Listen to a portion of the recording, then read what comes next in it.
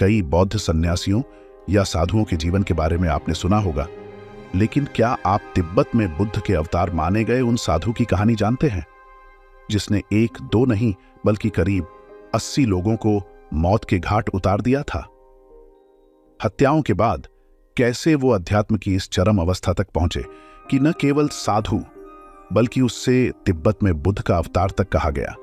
यही नहीं बल्कि जिस गुरु से ज्ञान पाने के लिए उन्होंने पूरा जीवन लगा दिया, कैसे वही गुरु उसका शिष्य बन गया। दोस्तों, ये कहानी बड़ी ही हैरान कर देने वाली है। आइए कहानी की ओर बढ़ते हैं।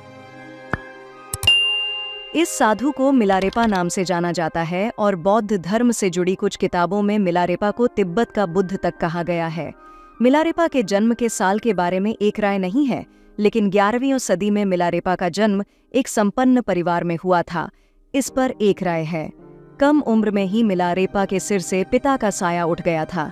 पिता की मृत्यु के बाद मिलारेपा के चाचा ने उसका सब कुछ हड़प लिया और फिर उसकी माँ और छोटी बहन के साथ नौकरों जैसा व्यवहार करने लगा। मिलारेपा अपने चाचा के दुर्व्यवहार के चलते बदले और गुस्से की भावनाओं के साथ बड़ा हुआ और अपना घर छोड़कर चला गया। उसने तंत्र विद्या सीखी और कुछ तांत्रिक क्रियाओं में महारत हासिल की। सालों बाद जब वह तंत्र विद्या में महारत हासिल वापस लौटा तो उसे पता चला कि उसकी माँ और छोटी बहन चल बसे थे। ये जानकर वह आग बबूला था और उसने बदला लेने का मन बना लिया था। कुछ ही समय में उसे पता चला कि उसके चाचा के बेटे की शादी का आयोजन होने वाला था।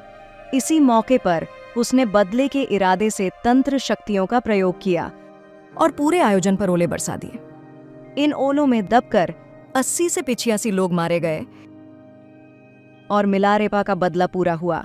वह खुश तो हुआ, लेकिन ज्यादा समय तक खुश रह नहीं पाया। उसे अपने किए पर पछतावा होने लगा और वह अपराध बोध से ग्रस्त हो गया। मिलारेपा अपने अपराध बोध से मुक्त होना चाहता था और अपने किए गुनाह के लिए प्रायश्चित कर और ज्ञान हासिल कर उसी जन्म में दोष मुक्त होना चाहता था। इसके लिए उसने कई गुरुओं के पास जाकर विनती की, लेकिन उसे कहीं रास्ता नहीं मिला। फिर उसे गुरु मारपा का पता मिला और वह उस शहर में पहुंचा और मारपा से ज्ञान के लिए विनती की। लेकिन मारपा उसकी कड़ी परीक्षा और मन की शुद्धि के लिए उसे सालों तक इंतजार कराना चाहता था। मारपा ने खेत, मकान और आश्रम में कई तरह के मजदूरी और चाकरी वाले काम मिलारेपा से सालों तक करवाए। इन सालों में मिलारेपा ने छुपकर मारपा से ज्ञान पाने की कोशिश की, लेकिन कई बार मारपा ने अपने शिष्यों और शक्तियों से मिलारेपा को पिटवाया भी।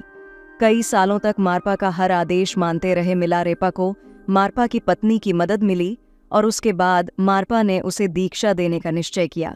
दीक्षा के बाद मारपा ने मिलारेपा को एक अंधेरी कोठरी में साधना करने को कहा। अंधेरी कोठरी में साधना करते हुए मिलारेपा को सपने में देवी डाकिनी ने दर्शन दिए और कहा कि वह अपने गुरु मारपा से उस ज्ञान के बारे में पूछे जिसके बारे में उसने नहीं बताया।